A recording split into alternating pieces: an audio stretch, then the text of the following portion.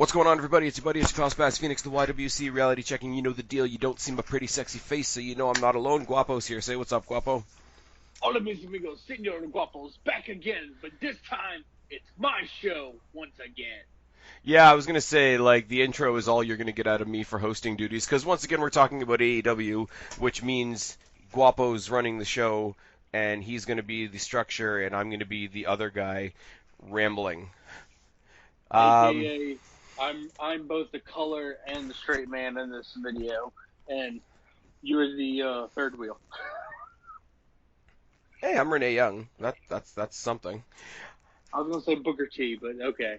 Anyways, guys, what we're here to talk about today, this isn't a preview video. This isn't a get hyped video. We're here to talk about AEW. Guapo's obviously going to run us through the card. He's going to The card is Double or Nothing. What did I say? You just said the card. You didn't say for what. Oh, well, yeah, we're here to talk about Double or Nothing. But yeah, but see, by the time I get it up on YouTube, it'll be in the title and the thumbnail and all that sort of thing. But the thumbnail's probably going to be Cody smashing the throne. Let's be real for a second. Look. Ms. Arten's already in the comments. Oh, Jesus Christ. The shit's crazy. Where's Kristen? What's going on? Look, Kristen doesn't know what AEW is. She lives under a rock in Texas. Wow, now you're all on your own. I'm keeping myself nice and safe. You're all on your own with that one. It's fine. Basically, guys... I want the reaction from her. I want to be the dick that says, well, she's not in the video, so she's not going to watch it. You have a good point. We do not deserve Kristen as a friend. We really don't. No, we don't. Guys, Guapo's going to run through the card. I know this is a couple weeks late. Timing and real life are things. He's going to give his thoughts. I'm going to give my thoughts. I am also going to look at this from a third perspective. This is why this doesn't quite fall under the category of a review. I want to come at this in a very specific way. You guys know I'm WWE through and through. I've been making all kinds of jokes. And that's what they are. They're jokes. Everybody can relax a little bit. The T-shirt Wrestling Federation jokes are over now because they've actually had a show. But I do believe there's quite a large handful of things that AEW got away with on this show that WWE would have been cut to ribbons over. Now, let me be clear. I'm not saying that AEW was wrong for doing them. I'm not saying WWE would be right for doing them. I'm not passing any judgment on either side other than when it happened in AEW, it was awesome, but if WWE did it, they'd be burying themselves. I think, Guapo, you've done this with me a couple of times now. I think that's as fair as I'm going to get. Yeah, sorry. I was having a water break, Jones, because I decided to get hiccups for no reason. And we've got our first Taz show reference of the evening. I'm not here to bury AEW. I will say right across the top, I did love this show. It was a lot of fun. This isn't going to be like Naomi commentary where it's just like, this is terrible, get it off my TV. But the differences in how fans are looking at things, and if you guys think I'm wrong, please feel free to tell me in the comment section that I'm an absolute dick. I'm opening up that door for this particular thing, but there's just some things that are glaring. And Guapo, I know you've been one of the most excited people about AEW, but I think even you will come along with me on some of these. Yes, probably. So now that my ramble is out of the way and I put all the precursors out there so I can't get myself into too much trouble with the YWC snowflakes, I officially hand the reins over to you, sir. Welcome to Indie Hell. Anyway, yes, Double or Nothing, All Elite Wrestling, AEW. Before we're going to get into the card of Double or Nothing, I would like to point out and congratulate All Elite Wrestling on their sold-out show for All Out. Sold out in 15 minutes. I'm not going to lie, there's only 2 matches so far, and even I'm saying All Out looks awesome. John Moxley versus Kenny Omega and Hangman Page versus Chris Jericho for the AEW title. Nice. Those 2 matches alone sell that show. I've heard a rumor, though I haven't seen it substantiated anywhere, that we may also get the Rhodes Brothers versus the Lucha Brothers. I've heard that as a rumor because they're doing, as we're going to talk about later on, they're doing the Young Bucks versus the Rhodes Brothers at Yeah, for Fight for oh, the Fallen. there we go. Yeah, and that's the charity one, correct? Yes, that is the charity one where I believe the money's going towards. I think it's not. like victims of gun violence. Yeah, victim of gun violence. I want to say victims of gun violence, and I also want to say it's going towards military stuff possibly. But then again, it might just be gun. I'm not sure. I'm not. I can't really speak towards it because I am not 100% sure where the money for the proceeds of this charity event show is going. All The you need to one, know is that like they're only their third or fourth show, and they're already doing an entirely charity-driven yep, show. Hats off to them for that. And that is different and separate from the Fighter Fest, yes, Fighter correct? Fest will be happening at the end of this month. I believe that was June 29th, I think it is, and it will be completely 100% free. Depending on where you are, because the Bleacher Report app or the Bleacher Report Live thing is apparently like questionably available outside of the states, and I don't know whether the free offer is expanding over other platforms. I haven't. Pat, That's Pat, what people have been kicking let's be off. real. Let's be real. Someone will have a torrented stream somewhere for you to be able to watch it. Oh, I'm sure they will. I'm just saying, like, as far as their offer, like, as far as their being a company and saying, yeah, we're going to give this to you for free.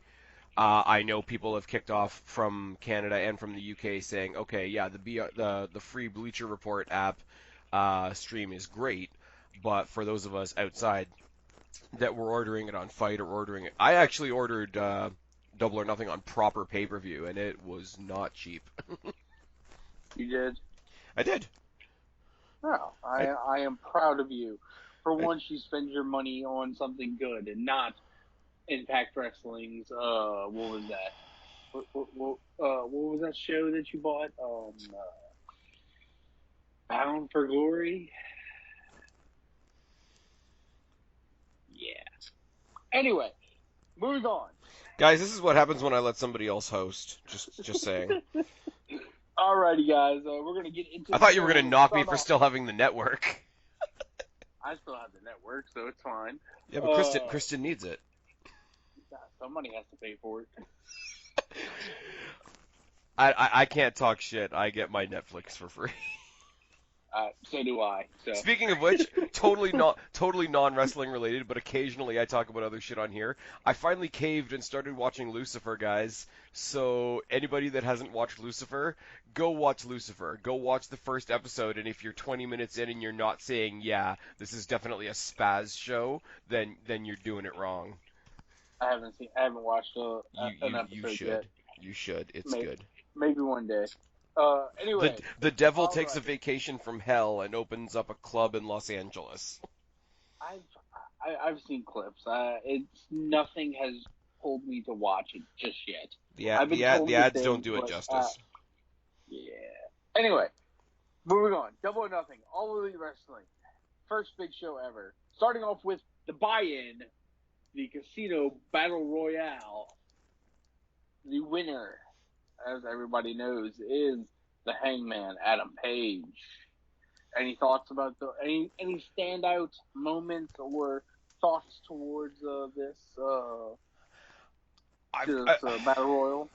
I'm starting out on a mixed bag, right? Okay, Because in WWE, in my wrestling fan comfort zone, I love a battle royal. Call me but do crazy. you love? But hold on, while I have you here. But do you love a 50-man battle royal where everybody starts in the middle of the ring? I won't lie. I watched Super Showdown. I took half a day. I had a lot of Smirnoff, and I watched Super Showdown. Then I went and saw Dark Phoenix, so I fucked myself twice. Um, I haven't seen Dark Phoenix yet, so don't say shit. it's all I'll say is I I've liked heard it. it was okay. I liked it. I took it for what it was. I definitely see what other people didn't like about it. Gotcha. There's definitely more they could have done, but I mean the chick from Game of Thrones is hot, so whatever. I Yeah. will say the 51 man battle royal that happened. Yeah, because there was one extra person. Yeah, I will say that was if I want to put the you know what I've said about the international shows. Put the Yeah. politics aside for a second, and if you can pull something good out of it, it's good. Like you get Balor versus Andrade, for example, was a good match for what it was. They're all wrestling in 105-degree weather, etc. I will say, ending off the 50-person battle royal with Mansoor getting the win was a nice move. It's really the only time the guy's going to get a hometown win. And I've been watching Mansoor on NXT, and he's a lot of fun to watch. So that I'm trying to pull like a little strand of gold out of the shit that was this show. I'll be totally honest, but that alone was a lot of fun, and just because they've never done a battle, they did the Royal Rumble last year, the Greatest Royal Yeah. Rumble with 50 people, but that's people coming in at stages, etc. And but to see the match actually start with 51 people in the ring was I'm not going to say good or bad, but it was a spectacle. And I'm kind of glad I saw it. And if that makes me a bad person, maybe I'm part of the problem. I really don't know. But it's the international shows and everything's kind of a bit bullshit anyway. So sit back, have a laugh. Shane McMahon is the best in the world, etc., etc. Goldberg Undertaker made me sad. I'm not going to lie. Like actually genuinely sad. Yeah. But anyways, Yeah, getting back to my point I about think that main event made everybody sad, but yeah, back to Double or Nothing. back to Double or Nothing. The best thing about this, I love the concept because it's sort of like their version of a Royal Rumble. It's different enough that they don't just say, "Hey, we can do a Royal Rumble better." Like they're not completely ripping WWE right off the bat. Yeah. Although they did start off with Cody Rhodes getting out of his truck with the coffee cup that said FTR on it, rah, rah, rah. And it's one of the first of many just like, yeah, I see what you're doing. Yeah, everybody popped. Everybody went, ooh, they're poking the bear. But yet, this is going to be one of my first examples of my little side ramble on this video. When they did that at the Hall of Fame, and all that was just two friends joking with each other, like between Triple H and Billy Gunn. Like, like people lost their shit when Sami Zayn name dropped AEW the next night on Raw. People lost their shit. Oh, they're being petty. They're picking a fight. Da da da da da. But like AEW knows what they're doing. It's just I don't know. As I say, it's not bad, and I'm not defending WWE, even though it sounds like I am. I'm fully aware. It's just one of those like pick a lane. Like it's like comedy. Yeah. This is going to be a really shitty metaphor, but like when people try to censor comics, it's like it needs to all be okay or none of it can be okay. And if you start picking and choosing, then you're a bit of a dick. I guess that's the part of my little side ramble. But okay, that aside, and we're going to come back to more of those later on. The battle royal worked in its favor and against it because as I was about to say, I like a battle royal or a royal rumble or a what I've just generally come to term as any sort of pile of people match, like an elimination match or an elimination chamber or a gauntlet, anything with like a fuck ton of people. I like it within the WWE structure because I have a structure to start with. If it's a crap ton of people I don't know, it's a bad way to introduce me to them because I'm not really seeing them individual. Like everybody had their moments, Right. and there's definitely people that stuck out. And I'm not gonna lie, from doing our preview video, people that stuck out to me were people that you basically told me, hey, look out for this guy. Like you told me to Yeah. look out for Jungle Boy. You told me to look out for Lucha. I fucking love Luchasaurus. Right? I'm just gonna Such say is that right now. amazing. Like you told me to look out for Oh, what's his name? Little skinny emo deathmatch guy. Oh, Jimmy Havoc. There we go. Yes. I and see like a lot of that is just from conversation. It's like, hey, remember this guy? Look out for him. Obviously, Adam Page, I recognize from watching All In. Janela, Hmm. I remembered from All In. So they got to like throw back to their fight at All In. That was a nice little bit Right. of storytelling. You can't help but notice the big dude with the all yellow face paint, and he was kind of terrifying. Uh, Oh, Sunny Days. yeah. I will say I liked the other big dude, and I'm gonna mess up his Who? I'm gonna mess up his name. Ace Ace Romero. Romero, big huge like sumo looking dude, except he looks like Yes. happy as shit to be there, and he like Yes. absolutely pounced Jungle Boy out of the ring. I Yes. will say that was all right. Really weird seeing Glacier there. Like I wasn't sure how that was gonna go. That's another one, and I'm sorry that I'm gonna start sounding really petty. Tommy Dreamer, Glacier, Billy Gunn show up in this battle royal. Everybody pops. WWE, WWE, say it with me. Oh, why are they giving this spot to the old guys? I'm happy to see them. I just saw Billy Gunn wrestle at Destiny. I got to meet him. The fucker is tall. But again, Billy Gunn, I'm happy to see in it just because he's fun in the ring. Glacier, Sunny Days, what you call it, definitely sold the shit out of the mist. yes, he did.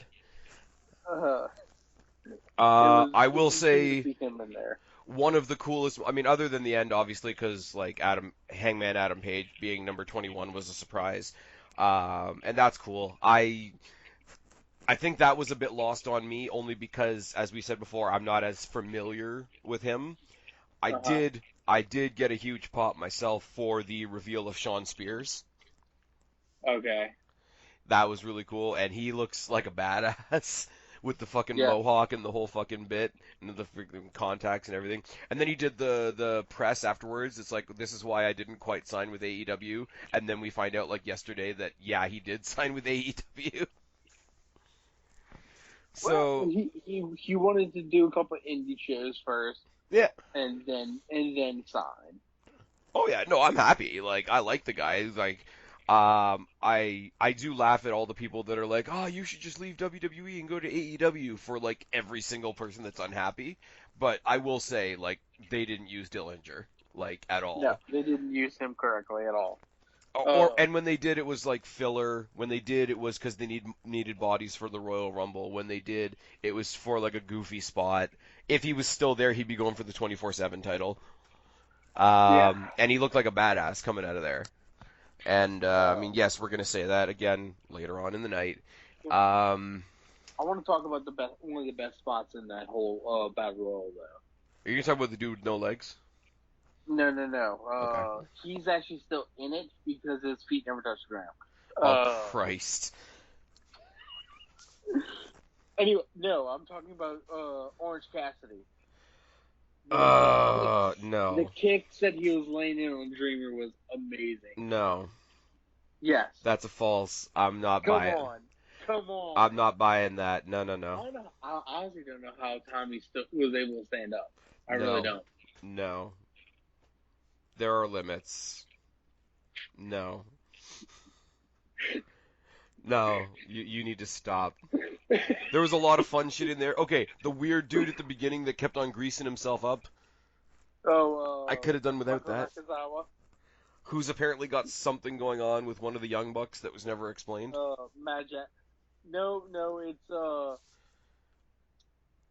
do you watch BTE every week? I'm gonna say no so that everybody in the comment section can go. Okay. Well, I'm it's sorry, I can't watch Being the Elite. I'm too busy being told I'm a bad person for watching Steven Crowder. oh god, we're not going there. No, we're not. It's been a running gag on BTE for a good couple of months now with Michael Nakazawa and Matt Jackson. So that's that's why the weirdness with him, and also he's a very. I've only watched one or two matches with him on YouTube and stuff, so his matches are all over the place. So he's definitely a comedic crap stuff words. Okay. I So can't think of okay, the so he is word. there for a spot of comedy. Yes, Like that's comic not relief. they didn't just Thank take you, somebody thank you, legitimate and Mr. put them in a Guapo. stupid spot. Mr. Guapo saving me with words. All right. Adam Page. Adam Page eliminated MJF. MJF probably the best heel ever in the company, other than Jericho at the moment too. Uh, Adam Page eliminates MJF, becomes number one contender for the AEW World Championship title. We'll get to talking about the title later. Okay, Uh, I'm glad you hit on that because I actually want your opinion on something. yes, And yes, I'm going to flip this back to a WWE comparison again. We there's a debate whenever there's a pay-per-view coming up of like they start announcing the card, they start announcing what's on the kickoff, or in this case the buy-in. And a lot of people get their asses in a bind if there's a title match on the pre-show. Or yes, if there's a bunch of title matches, like why would you put that one specifically on the pre-show? People were butthurt that Daniel Bryan and Rowan were on the pre-show with their tag titles. People were butthurt like when month after month after month the cruiserweight title was relegated to the pre-show because titles are important. Titles are supposed to feel important. Why would you put yes. them on the pre-show? Now, following that, I'm not going to include the AAA tag titles because they're not AEW tag Correct. titles, so I'm putting them aside for the purpose of this question that I'm going to put to you. Right on a pay-per-view, on an AEW pay-per-view with no AEW title matches, period, because they don't have any yet, is the next closest thing not a number one contenders match. Yes. So is it at all, or do you personally, I'm asking you, people in the comments can answer me later on, do you find it problematic at all? Did they put a number one contendership for their future world championship on the kickoff? No. Really? Only because it it was the buy-in. It was the thing to help draw people to buying the show who were maybe on the ledge. It's that it's the last bit of draw that they could bring in to the show for anybody who is thinking, oh, maybe if I should buy the show, but not buy the show. Also, Oh, it's it was a something fantastic thing. It was a fantastic draw. it's something to pop the crowd, get everybody started and into the show. It's Okay. I'm not denying that the casino battle royal as a concept, as a match type, is made for the pre-show. It's a great way to show a lot of people, like get a lot of faces out there. Hey, if you want to catch this show, this is who you're going to see. But making it a number one contenders match with the title ramifications, does that part of it lose any importance by putting it on the pre-show? I don't think so. Simply just because you gotta start someplace. Okay. You can't, especially because this was a good way to give Adam Page the number one contendership Yes. along with Jericho. But we'll get to that Right. later. And see, But that's my other thing you though is had to like put it someplace. You couldn't just basically hand Page the number one contendership no, unless you put him in a match. But in a card like this, in a limited time that they probably had, and not wanting to take away from someone else's spot or anything else anywhere else, right. this No, that's what I'm probably the saying, best place you could have to had do it. Page win the match. You could have had him win the Casino Battle Royal. But if you were going to have him win the Casino Battle Royal as a way of getting to the world title match, is there an would you be against if they had decided to put this on the actual card? No, Because the next thing that I want to say is like, okay, we're kind of taking it backwards now, but like we know the match at All Out is Jericho versus Page. yes, Okay. No, with no disrespect to Adam Page, more people know who Chris Jericho is than Adam Page. Yes. So he already goes into that match at a disproportionate, I guess, following or a disproportionate image to the guy that he's facing. But now you've got a title match, and the two guys in the title match are the guy that won the main event of the first pay-per-view ever, and the guy that won in the opening match on the pre-show. Like, it doesn't. I don't like, sorry, I don't know Adam Page, so I'm not gonna sit here and stick up for Adam Page, but it doesn't present him. How can I say this? It doesn't present him in an equal light to Jericho when he's already not going to be presented in an equal light to Jericho. I don't think they did him any favors that way. It's not the end of the world. Don't get me wrong, but it. I get what you're saying and get your point. However, with this being a new company, if you look at it on paper, and since they have said that wins and losses matter here, Jericho and Page are on equal footing. I guess that's true. Also, it's the title. The title was non-existent until it was revealed. Essentially, we knew it was Right. going to be for a future world title shot decided At a when later it was date. going to be at a later date. Yeah.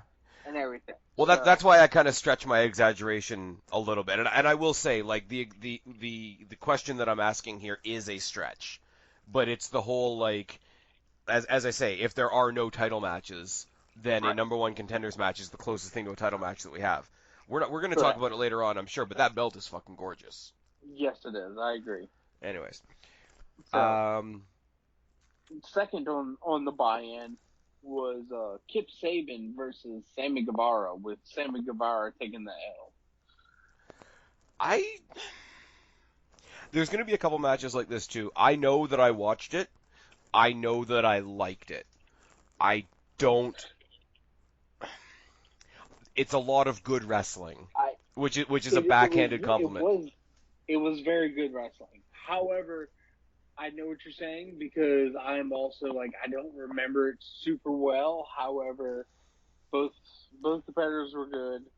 Kip Sabian I did not know very well. I've only seen a handful of Sammy Guevara matches, so it's hard for me to judge anything about this.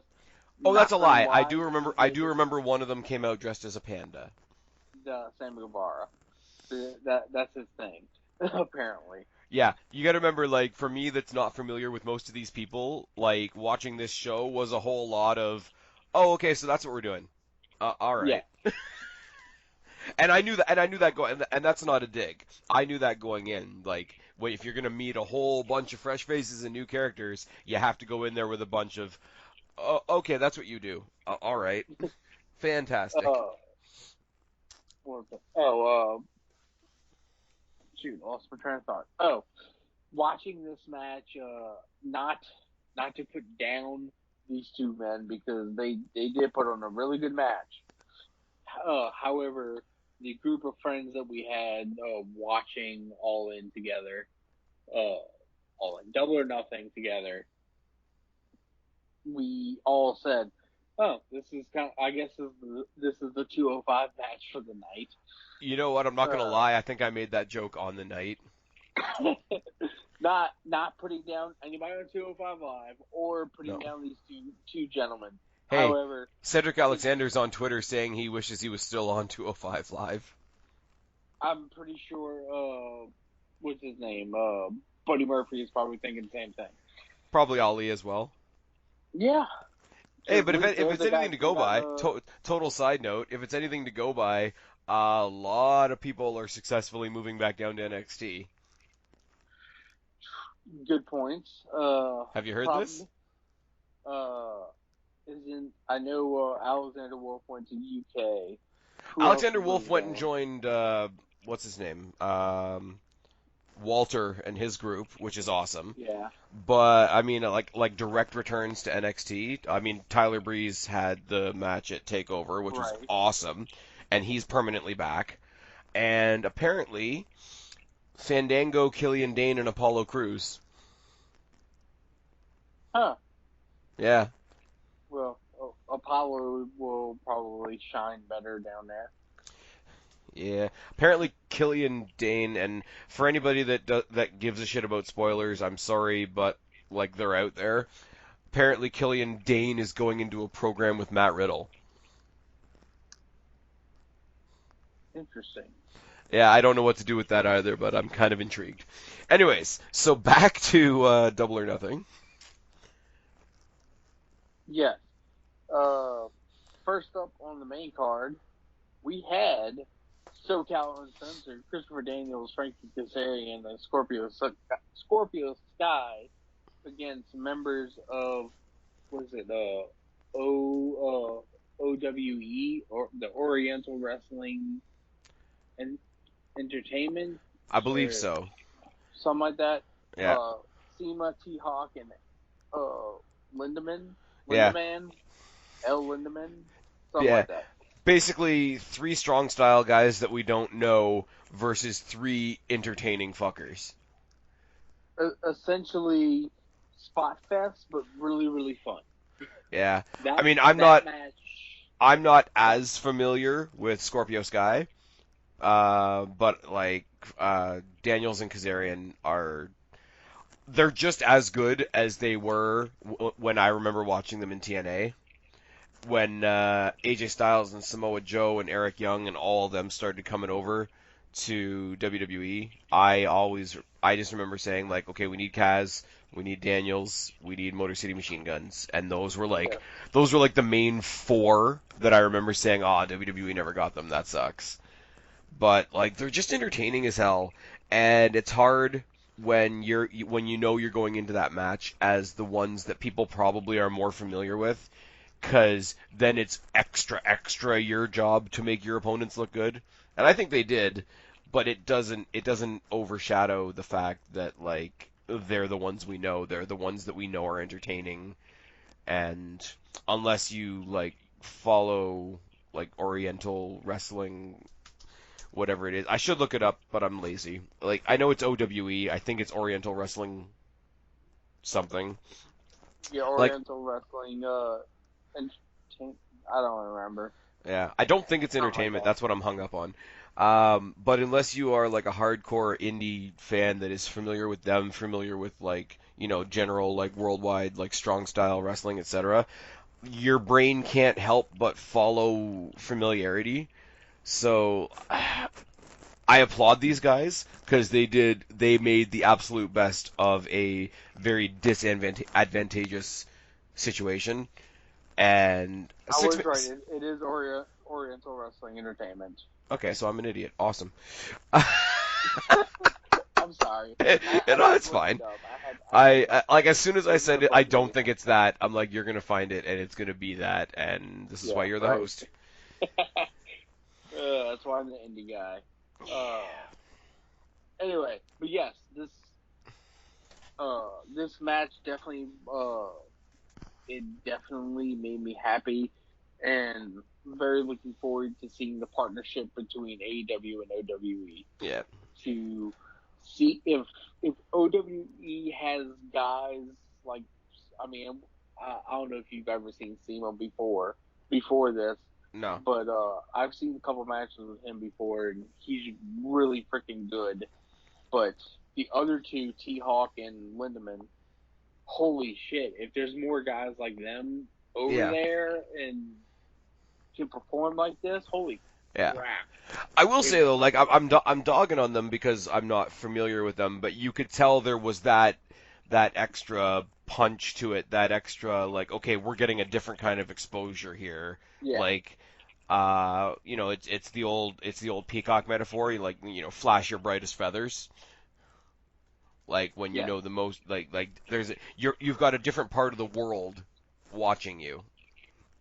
And that was like, so what I'm saying about like, leaning more towards OVE has absolutely nothing to do with the fact that these guys like went out there and like knocked it out of the park. Great match. As I say, going into the show, when I don't know a lot of people that are going to be on the show. The matches that have some people that I know are going to pull me in a little bit more. That's just the nature of how things are. But like, you want to hope that by the next show or the next show that I'm going to know who the people on both sides are. And Right. that's going to come when they get their weekly show, and that's just what it is. Like I went through the exact same thing starting to watch NXT UK, and they just said here's a bunch of UK people that you might have seen in the tournament last year, and now it's like Pete Dunne is fucking awesome. Walter is terrifying. I'm kind of surprised they didn't put Killian Dane over there. Um, I like their tag team champions right now. Tony Storm is like my UK wife. It's fine. Like I'll get the same way with these guys as well. But right now, I hate to make the TNA reference, but I originally went over to TNA because I followed Jeff Hardy. Like Yeah. that just is what it is. So great match, great way to start, great way to kick off the main card. Yeah, Uh, absolutely. I will say, Uh, and it's more of a pattern throughout the later portions of the night. They did lean a lot on multi-person matches. Like this isn't the only six-person match we had that night. There was a fatal four-way. There was the battle royal. we Um, on this technically 9 match card, we yeah. only had we only had 3 singles matches. Holy fuck, you're right. Yep. Like that is a little like going into direct contrast with what I said before about like liking pile of people matches. Pile of people matches stick out because they are exactly that. If every match is a pile of people match, then none of them is going to stick out anymore, and it totally negates the point. The only Again, good and part not to about be and not having to be a dick, but if it was a WWE card, they'd get slated for that, especially. And we're going to talk about the women's division later on, but like, what do we bitch about at Mania? Oh, we got one women's title match, but like every other woman just got thrown in a battle royal because WWE didn't bother booking anything for them. Like, yes, we got a 6-woman tag coming up later on, and a fatal four-way coming up later on. Uh, there's a one-on-one match that I would have rather seen on this night, and that's barely knowing anybody involved. So the matches were great, but there's other things they could have done. I know they want to get all these people that have never had exposure before or had very little exposure to a worldwide pay-per-view audience, so they want to spread that spotlight around as much as you can. But you do reach a weak point where there's not enough light to go around, yeah, and I hope in this regard specifically, I hope this is not an indication of how every one of their shows is going to go, because that'll wear thin. yeah. I don't think it will. It's for this show that it's just how it came down, Yeah. how everything came down. All right, next match, the triple threat women's match. Oh wait, nope, it's a fatal 4-way between Dr. Britt Baker, DMD, Nyla Rose, Smiley Kylie Ray, and Awesome Kong. Not gonna lie, I popped.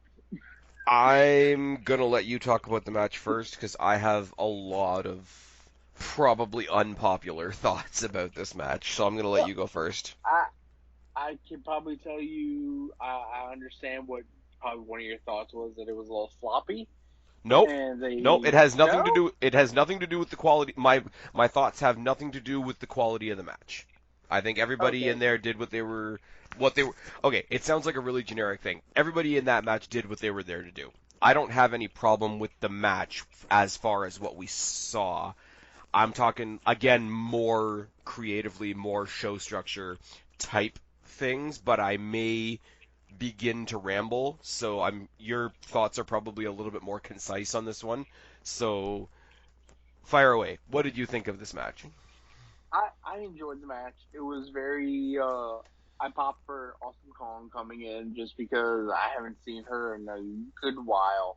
Also, actually, the last thing I seen her doing was with her being in Netflix's Glow. So I still have to watch that. it's good. I've heard. Um, I've heard from non-wrestling fans that I should check there it out because they liked it.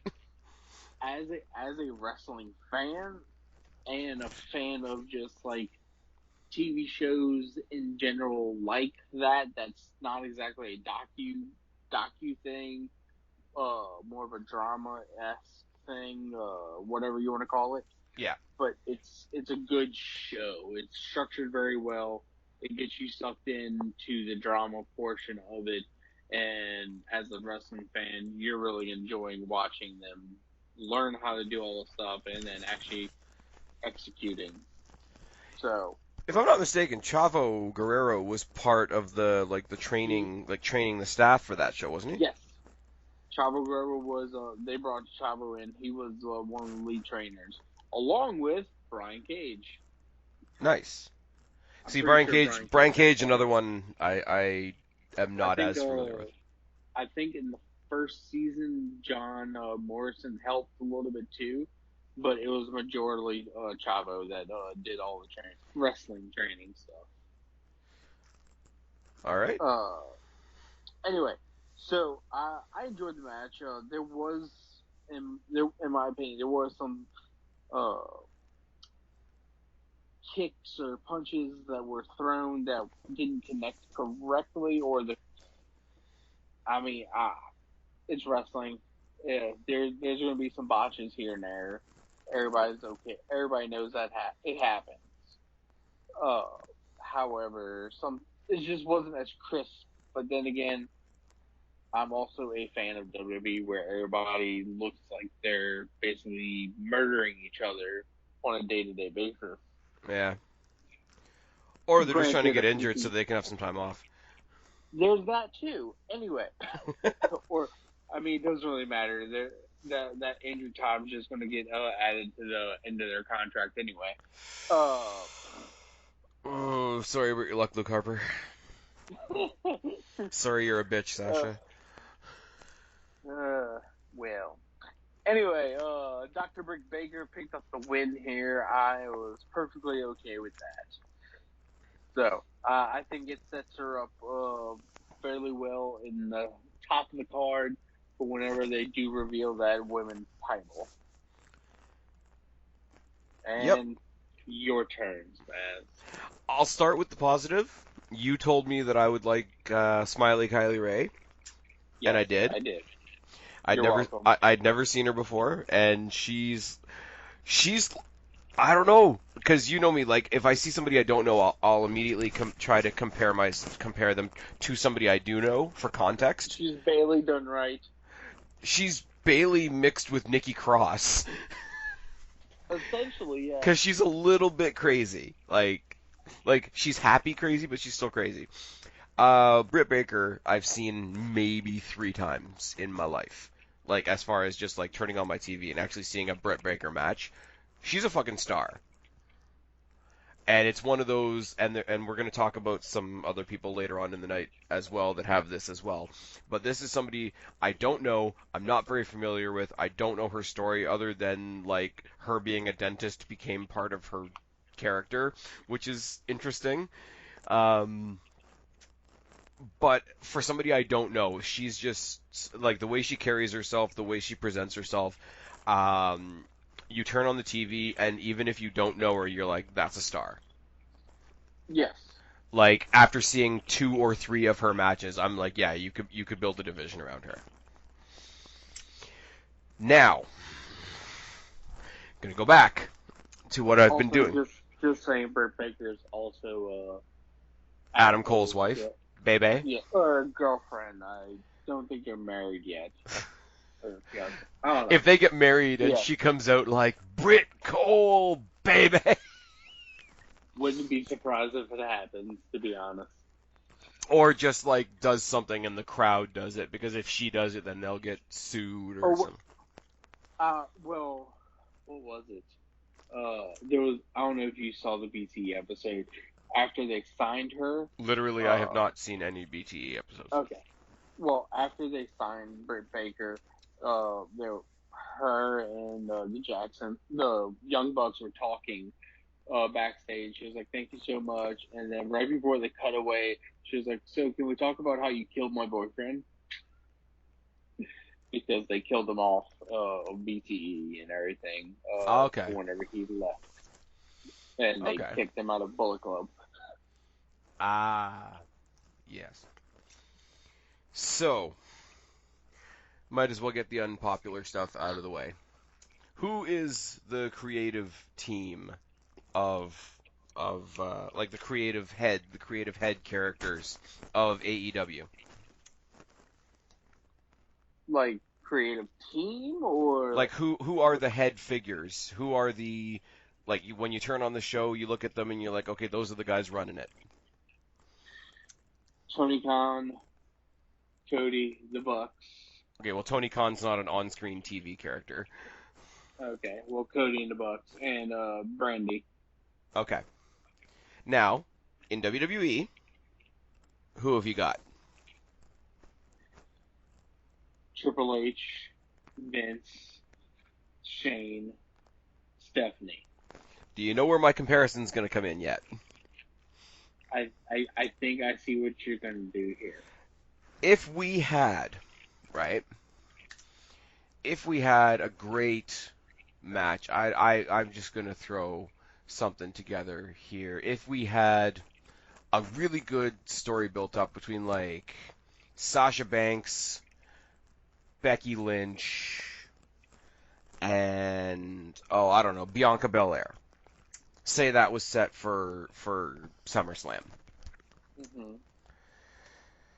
And first of all, Stephanie McMahon interrupts the match before it even starts, teasing the crowd that she's out there herself in ring gear, giving the idea that she might be putting herself in the match.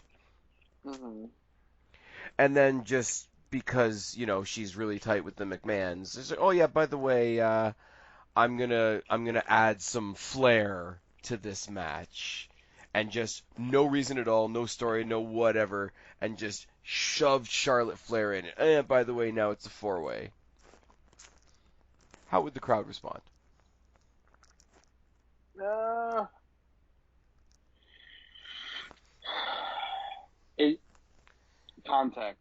I mean, it all depends. Honestly, I'm being completely honest.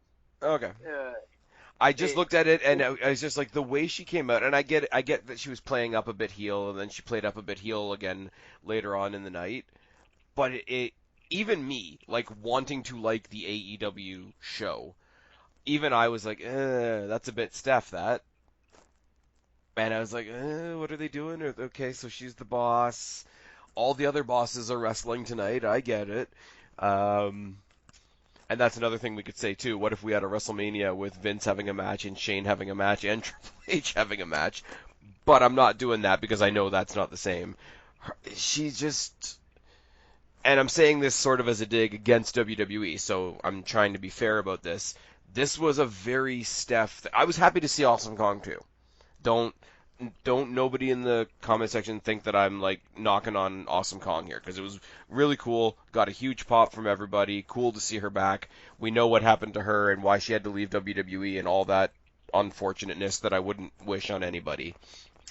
But it was a really Stephanie McMahon type scene, and I couldn't escape that feeling. And I'm not even really doing this as part of my like compare contrast thing. I'm just like I don't know how I felt about that, and I don't know why she started it. Like if she came out in the same suit that she had when she started off the show with the guys and whatever, and she just I want to add one more yeah. person to the match, it would still be that like authority figure adds in another person at the last minute for reasons, but like combining that with her coming out in her own ring gear and planting the idea that I'm the boss, I'm just going to stick myself in this match.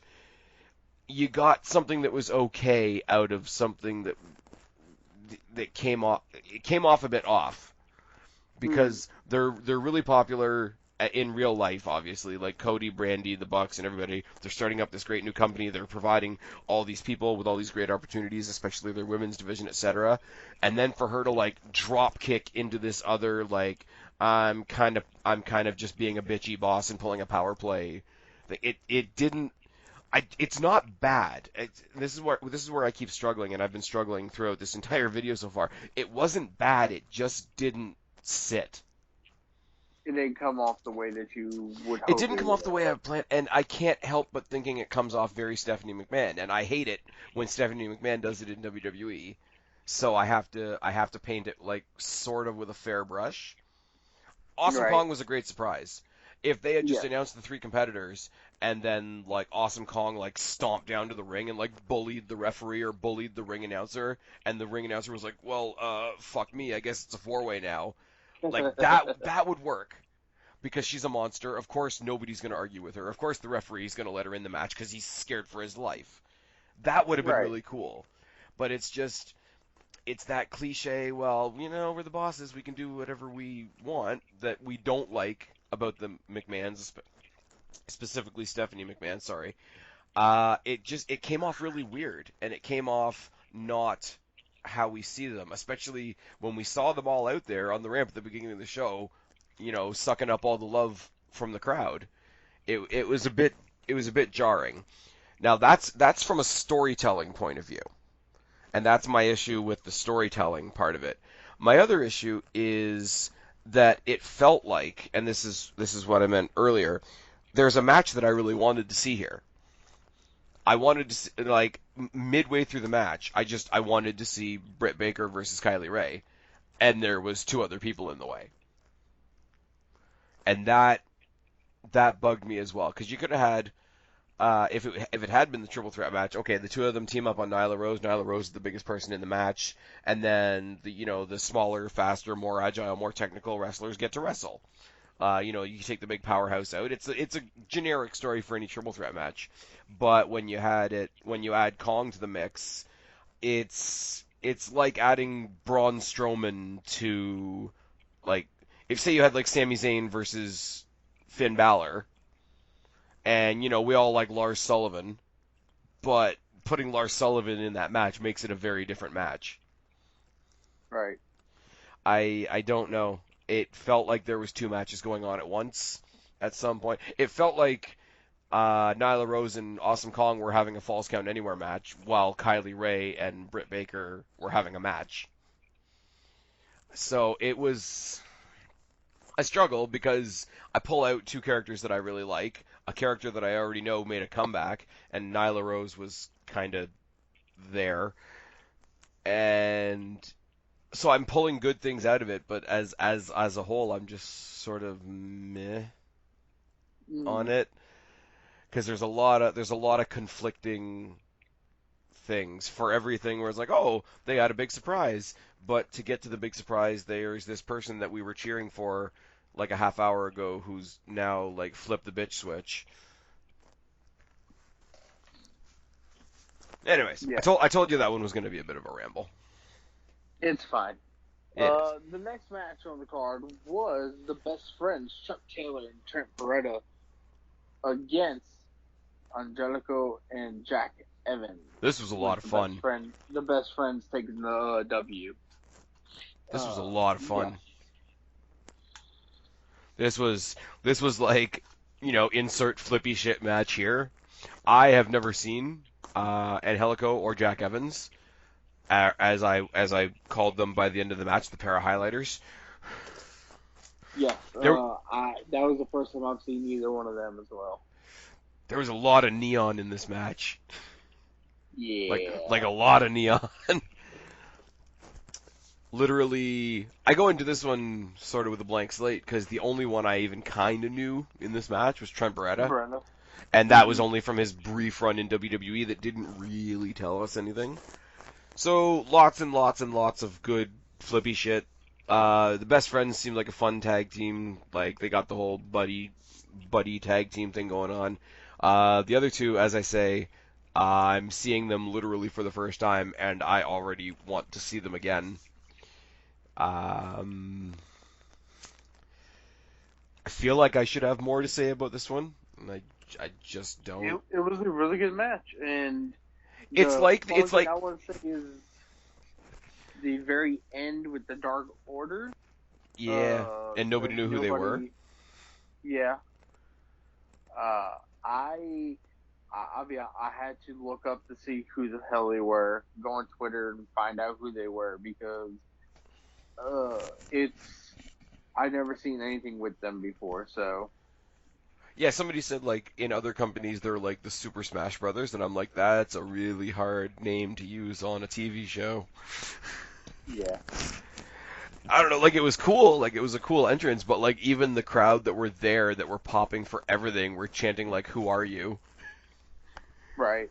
I'm not gonna lie, the big dude sitting on a throne made of other people made me laugh. Evil Uno, that's his name. Evil Uno. Okay. And the other one just looks like a skinny reject from the Highlanders, which is no bad thing either. They did that weird and I'm not gonna lie, I was watching it a couple minutes before we hopped on here tonight because I just wanted to refresh my memory on some stuff. They did that weird double team move that was like a gory special into a brainbuster, or a gory special into a top rope bulldog that looked Hmm. pretty damn devastating. Um, yeah, I feel like because even the commentators were like, "Oh my god, I can't believe they're here. I don't even think I want to say their names." I'm like, "Well, that doesn't help the rest of us who It don't know doesn't help who anybody. it does." Yeah, I will say, okay, and okay, again, people hitting the dislike bar in the comment section. I wasn't crazy about the commentary. It was okay. You had three guys But then really again, trying. it's being the first show. They need to Yeah, work together and get some chemistry going because uh, Excalibur, who also has the best Twitter handle ever, uh, at Shut Up Excalibur. Uh, nice. uh, I think him being color with Jim being the straight man, and I don't remember the third guy's name at the moment. Yeah, Uh, everybody's just calling him like Alex, whoever. yeah, uh, Byron Saxton over there. Oh Jesus Christ. He Well, no, wait a he minute. He makes can't, he can't be Byron Saxton or Coach or Booker T. you I'm just saying. make good points. Anyway, uh, I think you had three guys really trying on commentary, especially obviously Jim Ross. Like I'm always gonna love Jim Ross. Like voice of our childhood, as like I think most of us are saying at this point. You had three yes, people. You had three people in that booth really trying, but like all of them trying in their own directions. So it's one of those like I want to give you points for effort type thing. I don't think you need three in there. Like especially if one of them is Jim Ross. Like I don't remember the third guy, the Alex whoever, uh, bringing anything to the table. Really, I like Excalibur from what I can tell so far. And yeah. if you just got him and Jr., I think that might be better. I don't think Jim Ross in general is great in a three-person booth, but I don't think that's necessarily his fault. I don't know. That's very minor, but it made me think of it when we were like, "Oh my God, I can't believe they're here. I don't even know if I want to say their name." I'm like, "Well, that's a bad That call doesn't there. help anybody. That's a bad call there, It bud." it was interesting, and cool to see them destroy everybody in the ring, but yeah. And basically, the So masked dude has like his own version of the Power Ranger putties. yes, essentially, Yeah, he has his own foot. He has his own foot soldiers, Foot Clan. Foot Clan. Yes. Uh, Uh, I don't know why I'm thinking about this just now, and it's not even a match, and I still don't know how I feel about it. Therefore, I'm going to throw the question to you because you're the AEW guy. mhm. What did you think of the entrances? For who, or just No, like everybody in the general? the way that they had the entranceway set up. I liked it. However, only one side was utilized almost the entire night.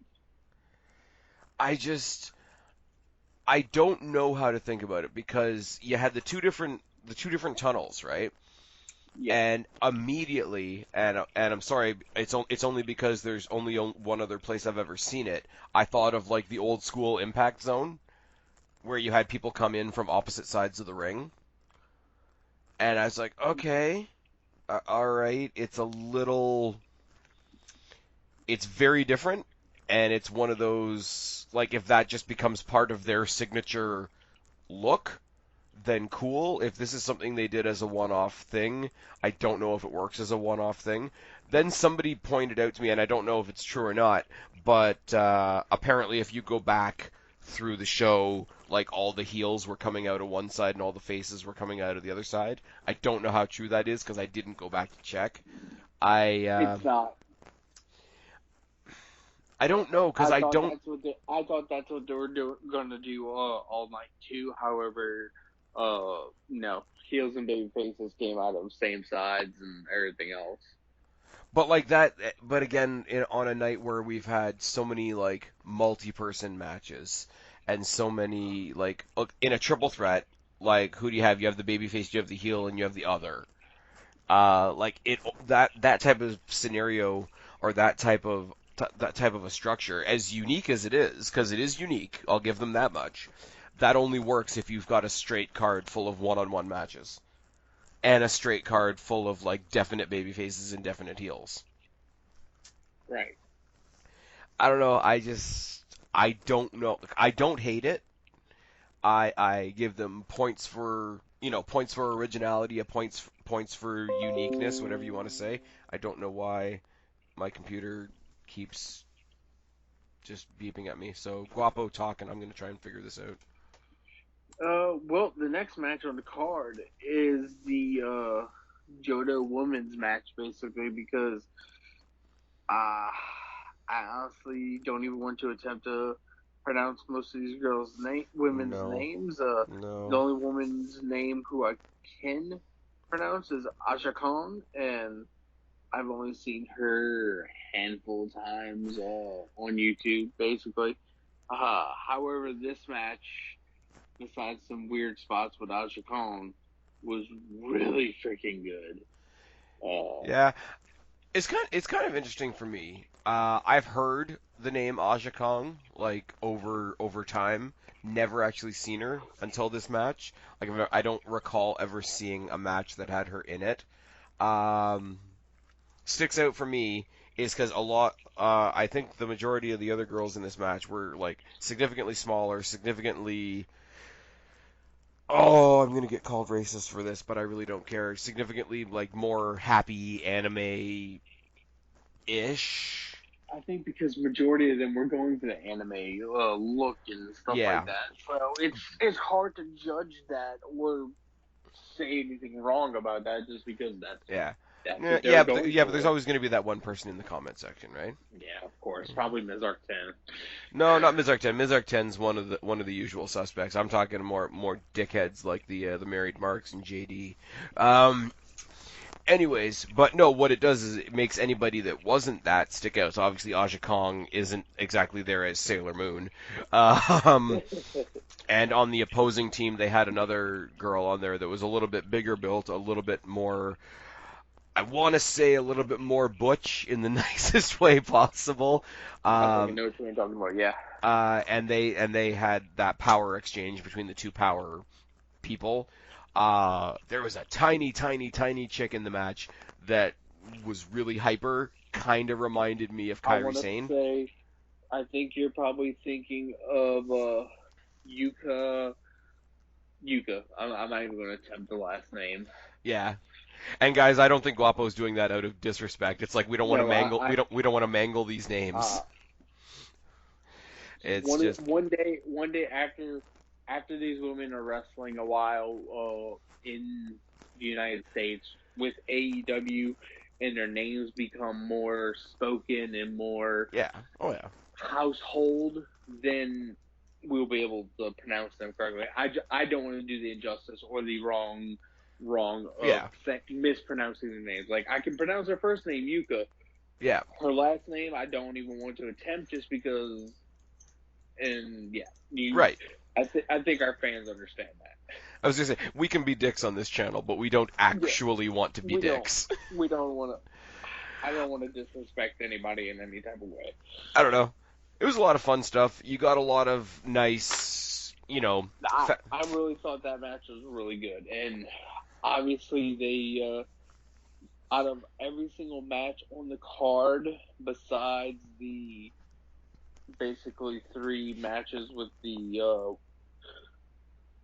With the executive vice bosses. presidents, with the bosses. This match got the most time. This match got more time than the other women's match, It's true. and But the to be only other but to be match fair, they that also got were more they time were was also splitting the that time between. Steakhouse. To be fair, they were also splitting that time between 6 women instead of 4. Correct. I will say So there are other companies out there where one of the bosses giving himself the longest match of the night would be chewed up by the fans. I don't know. I don't know where that would happen exactly. I'm just saying. I'm just must saying. be must be some land in Saudi Arabia or something. Must be a Uh, whole other universe. yeah. All right. Oh my Any God! other Can you thoughts imagine on Vince McMahon in an Iron that? Man match? God. Any other thoughts on that 6 woman match? Because Um, I it loved was it really because it good. could and I can only compare it because they had 2 6-person matches on the same night. But like more than the SCU match, this match changed gears constantly. Like Yeah. you went from like speed versus speed to speed versus strength to strength versus strength, and they switched gears constantly. So as a person watching, you were always like changing your pace of what you were taking in, and I thought that again, much like the guys in the very first match, they know that most people don't know who they are. So they're really, really, started going like 110 miles an hour, and it's like we're gonna show you what we can do. So please come back. Yeah. Um, I don't want to say that the people that are more well known like sit back and rest on their name because that's absolutely not true. But you can tell the people again, and I'm getting a bit redundant now, but the people that are used to having an audience a certain way and realizing that they're on this much larger, potentially larger platform, wanting to utilize it to its fullest extent, and that's always good. Even if I don't know you, like effort is effort, and like a good match is a good match in that sense. Correct. All right. Next match. The Slobber Knocker. Cody versus Dustin Rhodes. Jeebus Christ. Where do you want to start with this? Uh, Like, I can I attack guess this. I just, like, as I said, I just finished we watching. got to start with the entrances. Uh, Cody, do I even have to Cody, say it? Okay, at this point in the video, do I even have to say it? just look at the picture. Just look at the thumbnail. I. Oh man. Hashtag shots fired. Bang, bang, bang, shots fired. Ah, and you know what? I sound like I'm being a dick here. I really, and I've been saying No, this. not at all. I've been Bad. saying this all night. And again, I have to explain myself a little bit. It's not that I don't get it. To Guapo's point, I love a good shots fired moment. I really do. I see what Cody did on a large spectrum level. Sorry, I tip my cap to what Cody did because that took some balls. The Yeah. whole throne thing. I thought he was going to go up there, sit on the throne, and everybody's going to be like, "Oh, look at that! He's going to take over the throne from Triple H." But then to not only destroy the throne, not only to destroy the throne with the sledgehammer, but it's just what kills me is the smaller things. And you might agree with me, you might not. It's not the destruction of the throne. It's not the throne itself. It's not the fact that one of the bosses gave himself the most elaborate entrance of the evening, which is something that, gets picked on in another company. What killed me was right before he destroyed the throne. He did that exact same pose that Triple H does when he's got the hammer and he Uh, just sort of chokes up on it and he's got it with both hands like right in front of his face. That little like Triple H pose moment, whatever you want to call it, was a to me came off as a bigger dig than having the throne, than stealing the sledgehammer, than smashing the throne. That one pause in that pose, in that like selfie moment, whatever you want to call it, was mhm. was the moment for me. Like everybody was, oh, you did the destruction of the throne, and immediately commentary started calling him the throne breaker, and that was cool. That was your like big overarching shots fired moment. But when he does the pose, when he actually takes on the mannerism of Triple H for that minute or so, and when Brandy hands it over to him with that same devious grin that friggin' Stephanie would do with Triple H, and I know people are gonna hate me saying that, but that was them McMahon cosplaying. It really Yeah. was. And I mean, let's shout out the wrestling gear too, like the jacket and everything that Cody had made up. The fact that Brandy Rhodes was, I think, on her fourth outfit of the evening. Yes. All that was cool too. But it's just, this is the most, and not only that, but also the fact that they've made a T-shirt out of it. Yeah.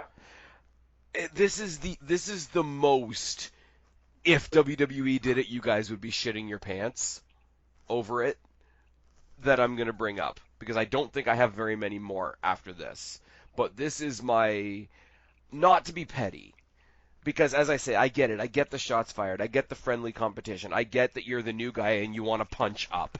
I get all of that, and I applaud it to a certain extent. It was creative. Obviously there was some money put into it. Obviously, one of the bosses needs to have the coolest entrance of the night. But it's the most blatant example of, oh my god, if WWE did this, you guys would shit your pants. Yes. That's all I've got. Now, on a positive note, and I meant to mention this when we talked about All In, I will say I love Cody Rhodes' entrance music. Oh, the I don't know who yeah. does it. I don't know what it's called. The piece of music. I really like it. I like it a lot. And I think it's the same music he had in Impact, if I'm correct. Uh, yes. He's had this entrance music since he's left WWE. Yeah. No, I just really like it, and like entrances are important. Like why do we talk about the Undertaker so much around WrestleMania time, other than the fact that we hope he doesn't die? Undertaker's entrance is mythical. Entrances are important. Glass shattering, the DX, when we had the live DX band, etc. Um, it's been a while since I've seen, and we're going to talk about one other person later on tonight, but that's kind of an unfair advantage because he sings the song himself. It's one of the coolest like matching of a character to a piece of music that we've seen in wrestling in quite a bit, in my opinion, and I think it just makes it work. Yes. Sorry. Spaced out for a second there. There you go. It's all good. Uh, It's tired yes. in here. It is. It's getting close to ridiculous o'clock in the morning. It's it's Uh, it's it's tired in here, and it's very Friday in here. yeah. This is probably going out Saturday, guys. So you're gonna do a little bit of time traveling. We recorded this on Friday. We recorded on Friday. It's going up on Saturday. Yep. By the time you listen to this, I would have been at work. I will have been at work for quite a few hours. If all things are equal, I'm probably going to premiere this after the OK Fabe show. And if you don't know who the OK Fabe show is, go look up the OK Fabe show and then come back and watch this, which doesn't work because you would have already seen the OK Fabe show because this is happening after the OK Fabe show. Time paradox. So after listening to this, at this point, pause this video. Go No, back and don't watch pause the this OK video. Fabe show No, again. no. Don't pause it. Finish this. Then go to the OK Fabe show. Watch it, listen to it, love it, then come back here in the comments and tell us that you did it. There you go. I don't think they're going to do any of that. Probably not. I will say though, and I've been saying it on my weekly shows as well. You guys know I've considered Connor Fabe a buddy of mine for a long time now. Somebody I have discovered much more recently because of Connor is Joe Cronin. If you don't know who Joe Cronin is, go check him out too. Him and Jake DeMarco are fucking hilarious. And yeah, go in there, drop a super chat, tell them Spaz sent you, and get my name out there. Because Twitter or YouTube algorithms and shit don't do shit for anybody anymore. Just ask Steven Crowder. Moving on. Cody versus Dustin still, because we haven't actually talked about the match. No, we haven't. Uh, We haven't talked about. All we've really talked about is Cody's entrance. yeah, Dustin didn't really have much of an entrance, which is fine. I'm sorry. Like by AEW standards, obviously Cody's the bigger star. Um, Before we talk about the match, like obviously it's an evolution up from Goldust because Goldust is done now. But what is Dustin Rhodes supposed to be with the jumpsuit and the half red face and like it's is there actually a thing happening there, or is it just like I wanted to do something and I can't be Goldust? I think it's he wanted to do something that's not gold dust, but it's himself. But he's always enjoyed the paint and doing a whole lot of stuff. He's always enjoyed doing the art stuff and everything. So it's not just because he was gold dust why he had the half face paint. I think Yeah. it's just No, it was he cool. And if wanted he's just flexing some like creative muscle, like he wanted an image. That's what it yeah. was. Because I mean, like when he left and went to WCW back in the day, they made him 7, so that was interesting. And then he went to TNA and he was what, like Black Rain or whatever the fuck that was. And Black Rain was basically Silver Goldust, Yeah, like Silver Goldust as a horror character. So it's like, okay, so we're gonna do like I used to be this guy, but now I'm just Dustin. So we do the half and half. But then like because a lot of people said it when he first came, even people that were liking the show, like following it on social media and whatever, they're like, what's he trying to be, like half Darth Maul? And I'm like, oh, that's rough. That's really rough. yeah, But I just like if it's just him trying to flex creatively a different way, then cool, I guess. Like sort of abstract, like almost Jeff Hardy ish. But like if he is actually trying to be a specific something, then I don't know what that something is. correct. Right. Now the match. The match. The match was a bloodbath. Let's be real for Uh, a second. it started off really good. Uh, Yeah. Justin took the blade like a champ, Holy and Christ. yeah, holy crap. I'm not gonna lie, I thought about a good. Let's see. So this match was clocked at 22 and a half minutes. I thought around the 10-minute mark, yeah, they're gonna have to call this one soon. I thought that. Yeah. I But Cody Rhodes is a great wrestler. We all know yes, how underutilized he was in WWE. Goldust, and I hate saying he's a great wrestler for his age because that really sounds like an insult, but he is. He's a great wrestler, and especially for his age to still do some of the stuff that he did in this match was great. But this match wasn't about wrestling. Like this match was the like full like storytelling part of wrestling. Like this was right. like, okay, we're having a match. Oh, look, I'm the bad guy. My brother's got this horrible, horrible disadvantage. I'm just going to slowly murder him. I could have done without, and I get why, because older brother disciplining the younger brother and all. I could have done without the whole like pulling his pants down and giving him a spanking. Because like in what otherwise like, and this is where I will say Jim Ross like picked up his game because he knows the Rhodes family so well, and he was really good at putting out like what a sad story this was and how uncomfortable he was because these brothers should get along and all that sort of thing.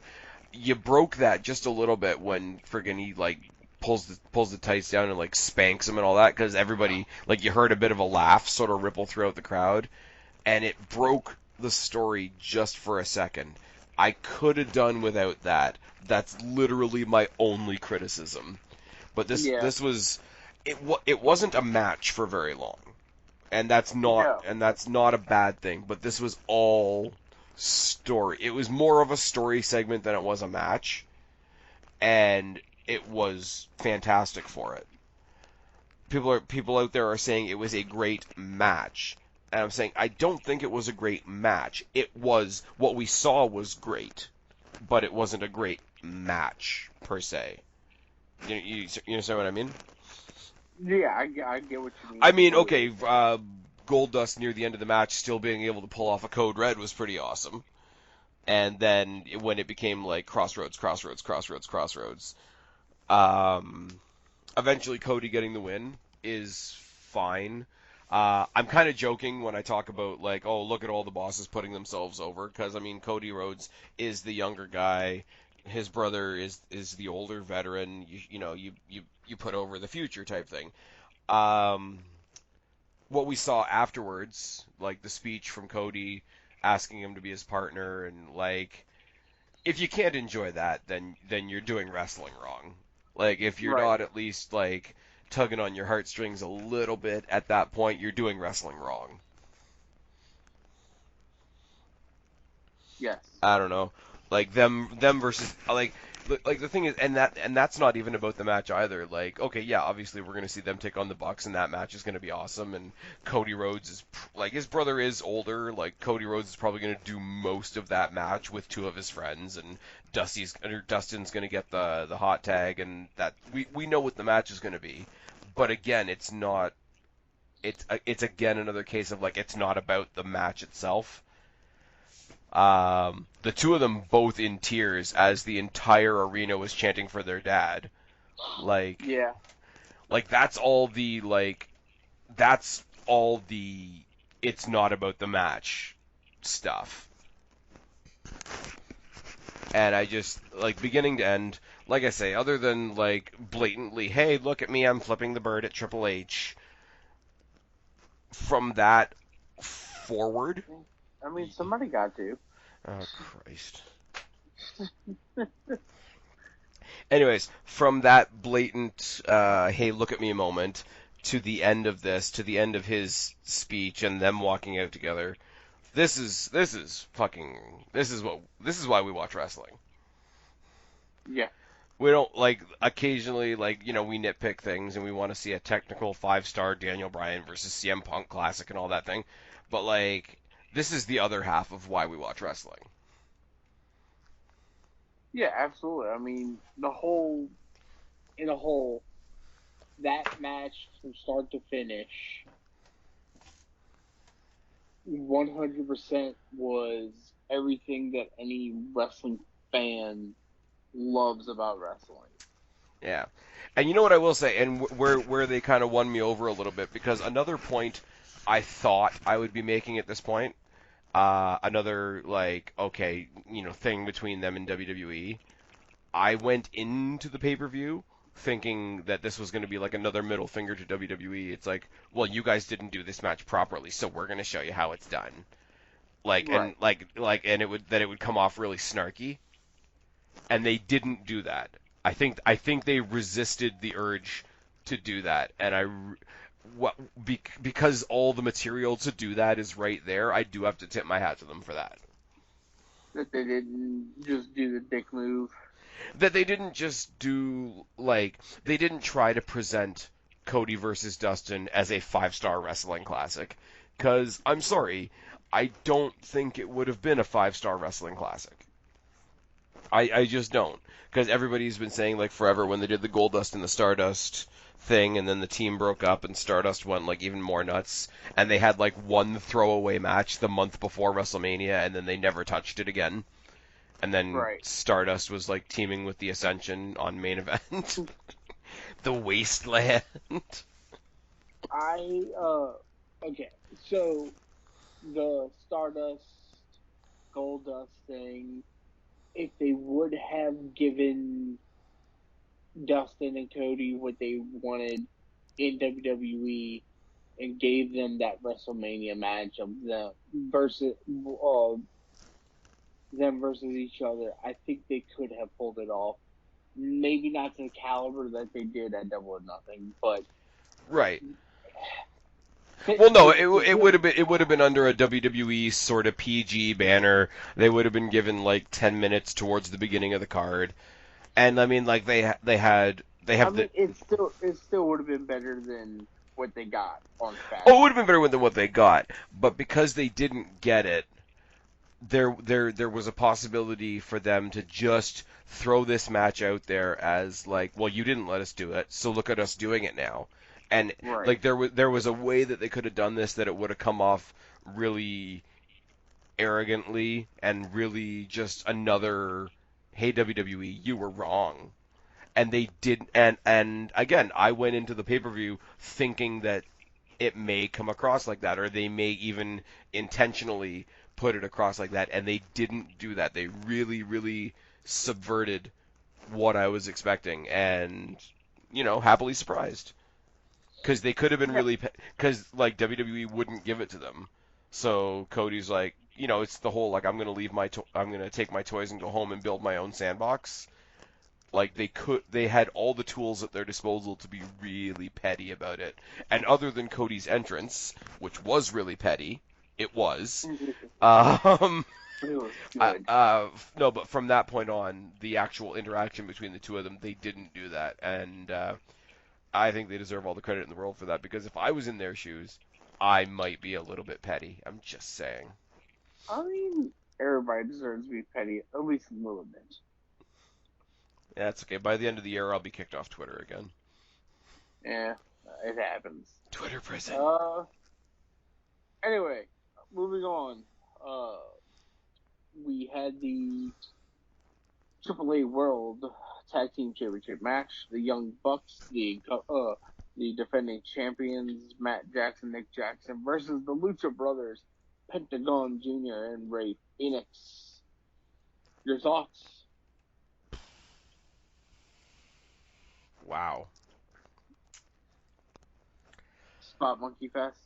No, I could be a dick and say that. I really could, but I can't even muster the sarcasm to be that much of a dick.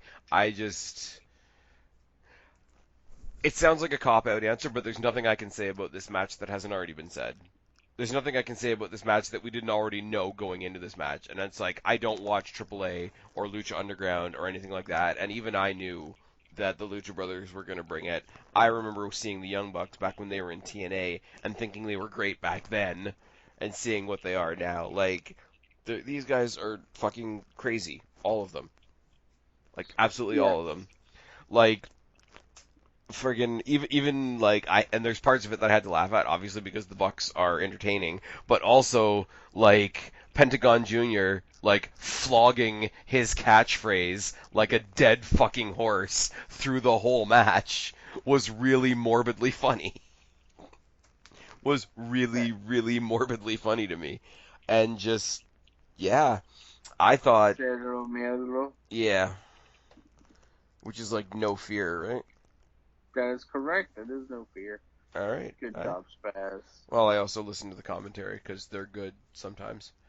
I just. Well, JR knows how to do his job.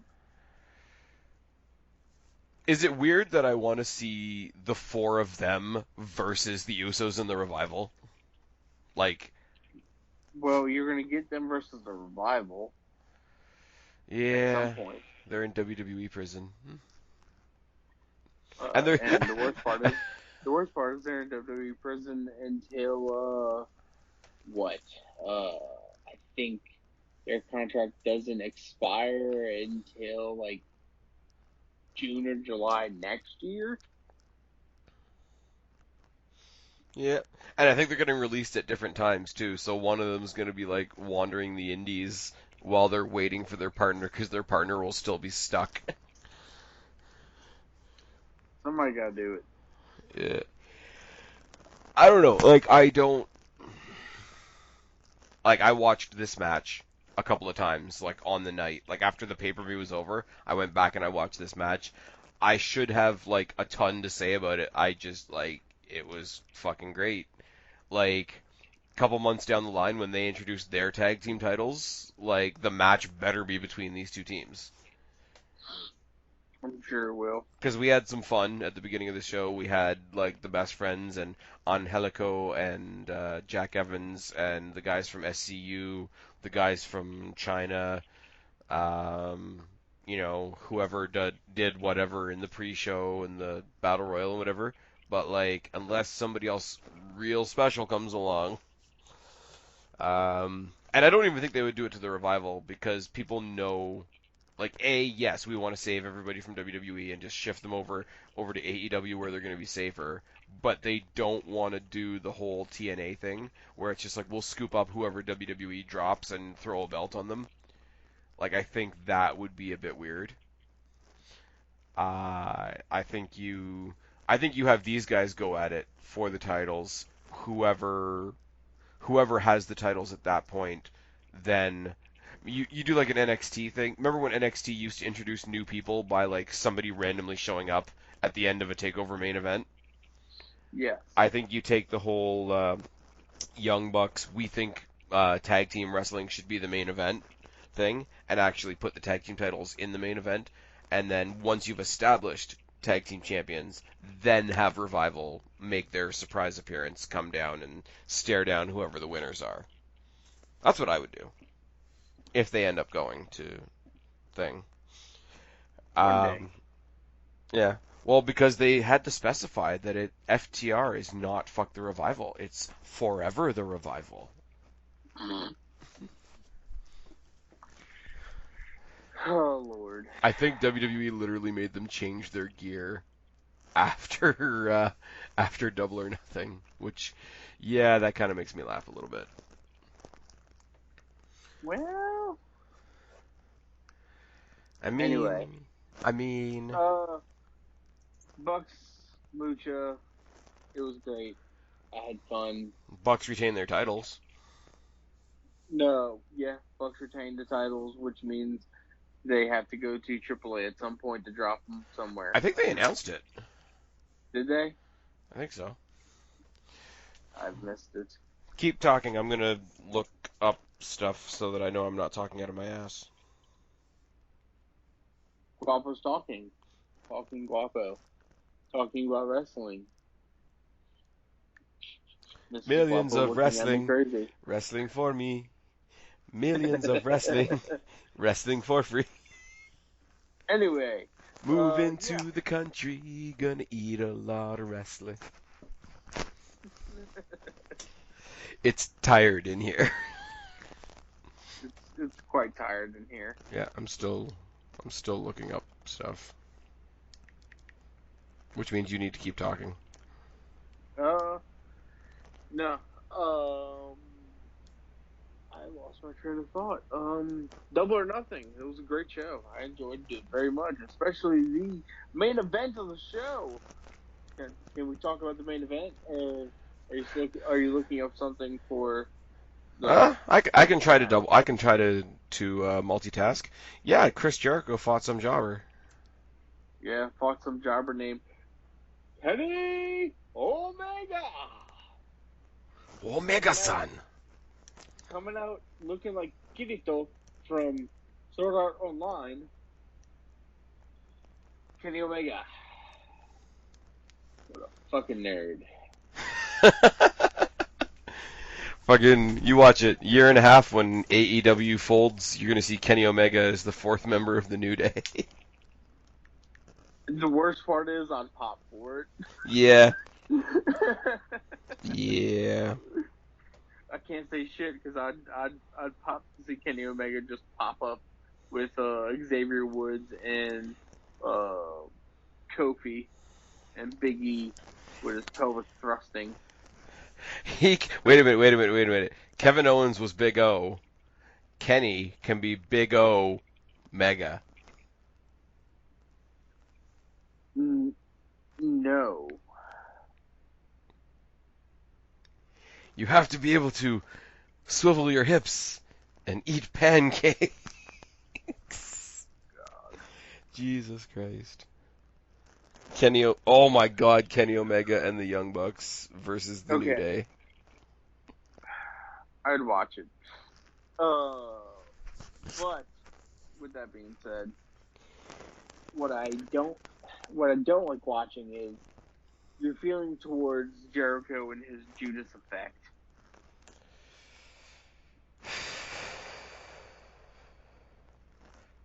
Unpopular take? Unpopular take. I kind of like it. What? Really? I like it as an option. Not as the finish?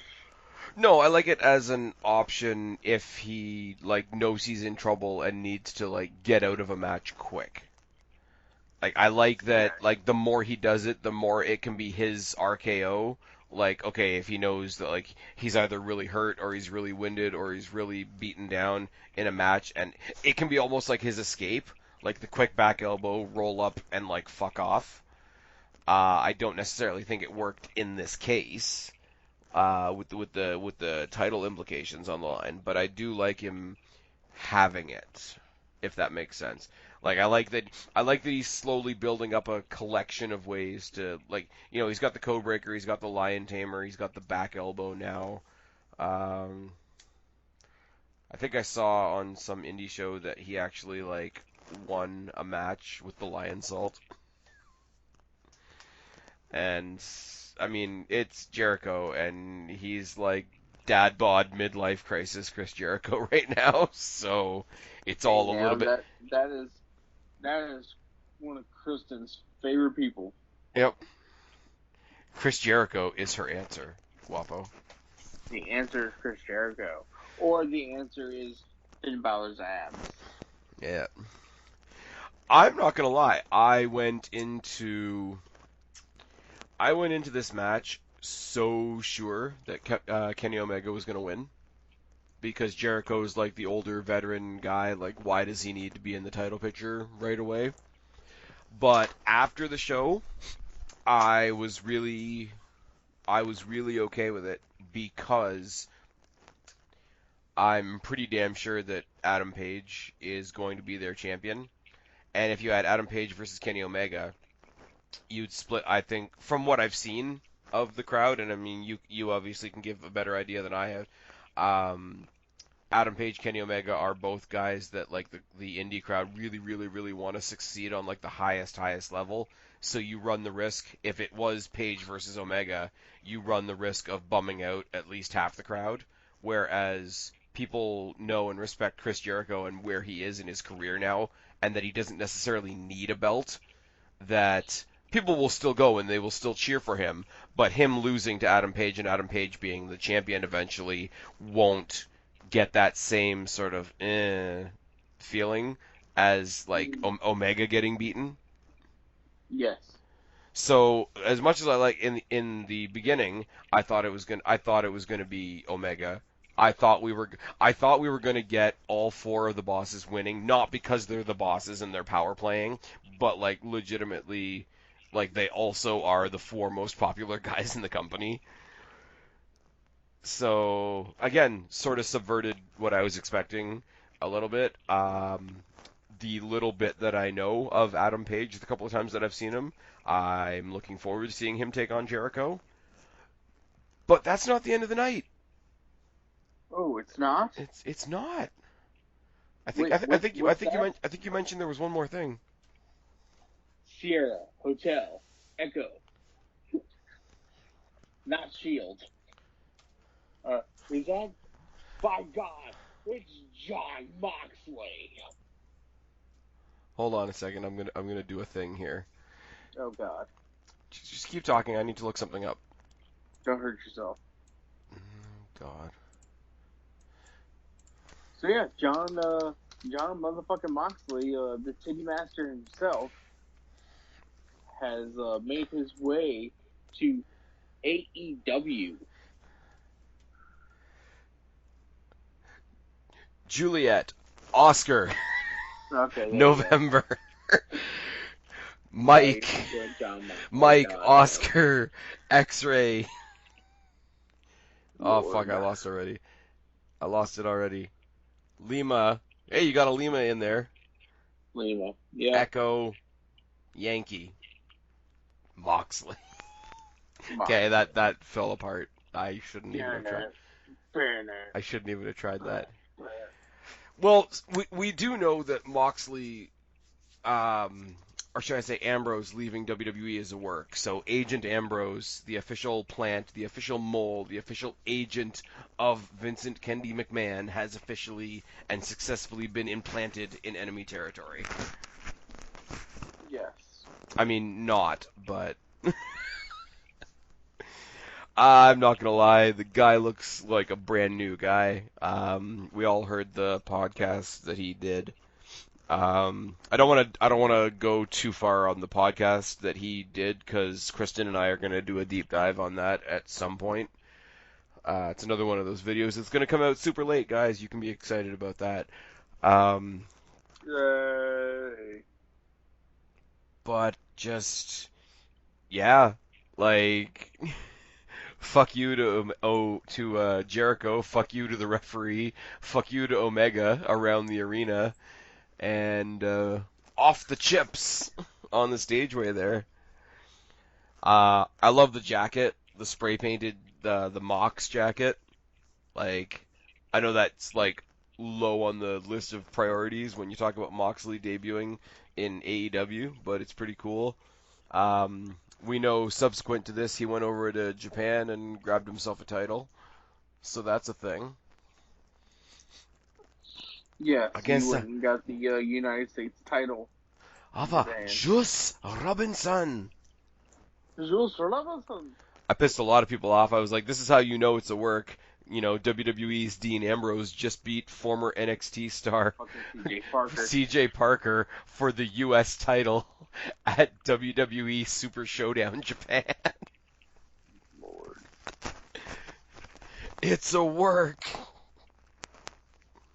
It's all a work. When we find out that it is actually a work, the entire world is going to have to tell me and Adam Wilborn that we were right. Yeah, well, sorry to tell you, but it's not. Like 10 years from now, WWE's gonna do a Shield reunion. And they're like, I told yeah. you. They're gonna bring That's the whole Dean. reason why he didn't leave like a dick, so he can get that Shield money. Oh my God. At the end of the 10-year deal, the very last Saudi show is gonna have a Shield reunion. I'm not gonna lie, I will not be surprised if somehow Jericho shows up at a Saudi show. Well, probably. Probably. Just because, you know, Saudi money has no limit. Yeah, so, but you know what the main event does prove to you, though? Because I said over the course of the evening, I thought all the bosses were going to win. You know the one thing that overpowers the power of being a boss? John fucking Moxley. The power of two WWE superstars ending your show. One of which DDT the ever-loving shit out of one of your bosses. Yeah. And then I love how everybody's like, when he won his US title against friggin' Juicebox or whatever the fuck his name is. And they're like, oh, he's got a brand new finisher. It's like, it's a slightly more elevated Dirty Deeds. Calm the shit down. And that's not me putting down Moxley, but I'm just like, okay, calm the shit down. Yeah, like, show your tits. Yeah. But I'm not gonna lie. As I say, we had a long discussion about Kenny Omega when we previewed this show, and I kind of tried to say like I get Omega's a good wrestler, but I don't get what the deal is. I still don't fully, and I'm not gonna lie. I'm not gonna lie, and I probably. Which part of his deal do you not understand? No, it's not. I don't. There's not a part of his gimmick that I don't get. It's just the whole like the way wrestling fans treat him like he's the second coming. And and it's not, and the fact me saying I don't get that isn't me critiquing him. It's just whatever that whole oh my god this is the guy, it is what I still don't quite get. But that being said, I do know that I am very excited to see Omega versus Moxley at All Out, along with Jericho versus Page for the title. Yes, both matches will will and should exceed expectations. Yeah. And if the rumor is true about the Rhodes Brothers versus the Lucha Brothers, that's a whole different kind of thing. I'm not gonna lie, like the new Dustin Rhodes, like this like Darth Maul dust thing that he's doing versus Penta 1-on-1 would be a fun match too. Yeah. Uh, Um, coming up, I, coming out of this show, I'd love to see like Moxley versus fuck, I forgot his name again. Jimmy Skinny. Havoc. Yes, there we go. He's gonna be That'd be great. skinny emo deathmatch kid until I actually That'd be remember his name. great just to have a death match between the two. Yeah. Fuck, after the Cody Dustin match, I let him have a death match with Dustin. Well, and also, I want to say I'd fight for the Fallen. No, Fighter Fest. He has a Mox is having a match with Joey Janela, so that should be fun. Okay. All right. Hopefully, Joey Janela lights another cigarette and he gets it stapled to his forehead again because that was funny. That sounds terrible. Sounds amazing. That sounds terrible. John Moxley versus Luchasaurus. Book it. I'm okay with that. So No, here it is. John Moxley, Luchasaurus, Jimmy Havoc, and like hardcore Dustin Rhodes in a monster's ball. Oh, sorry, wrong company. oh no. All right, we're getting off topic. I think it's time we'll hit the old dusty trail. Ha! Or the bloody Dustin Trail. So I don't know. As a whole, do we think the first actual AEW pay-per-view was a success? Yes, yes, I do. Well, okay. Considering the fact that I've ramshackled through a lot of the stuff that I disagreed with, what would you change if you could change something about the show? This show Yeah. commentary needs to be more tight knit. I think There you go. that's the only thing that would be the only criticism I really give this show's the commentary, and that's nothing against any of the men. It's just the chemistry wasn't there for this show. Yeah. They were all doing individual. I think I said it before. Like they were all individually doing good things, but those good things didn't mesh. Correct. I would. Okay, my WWE comparison has driven itself into the ground now, so I'm going to stop with that. I'm going to say what I said at the beginning. I would have reconsidered putting the Casino Battle Royal actually on the main card. Honestly, I would have swapped it out for the Best Friends versus Jack Evans and Angelico. Um, just have a kickoff with two back-to-back high-flying flippy shit matches, and the other random team showing up at the end as a surprise, considering nobody knew who they were. If it's on the kickoff, it's not quite as depressing that they didn't know who they were. Right. Yeah. So I don't know, anyway, and I would have had Kong come and burst down to the ring and add herself to the match rather than the Brandy thing. I think. yeah. Alrighty. So that's been us. We've been talking for a fuckload of a long time now. I don't know how many people are actually going to watch this premiere all the way through because I'm tired doing it. Other people are going to get tired watching it. Mizark 10 will. Mizark 10 will, but Mizark 10 will be like still giving me his pay-per-view pick'ems, even though we're not doing that anymore. It's a joke, Mizark. By the way, we love you, buddy. Yeah. All the usual suspects, anybody that's actually lasted with us to the end of the video, we love you guys. You know that. As far as collaborations go, Kristen and Guapo and I will be back next week to preview Stomping Grounds, otherwise known as the Jeddah pay-per-view, not in Jeddah, with women's matches on it. God, why am I paying for the network still? Because there's good shit on there, and you know there is. Yeah, NXT. That's Bar why. oh, come on. Baron Corbin gets his rematch for the Universal. Fuck me. Thank God for AEW. All right, boys and girls. All right, Guapo, tell them where to find you, buddy. Find me on Twitter at guapo_504. And here because this Because you is have a where show here this now. this is the show. This is the show. Guapo, get hyper guapo. AEW minutes, 4 hours. I'm not sure anymore.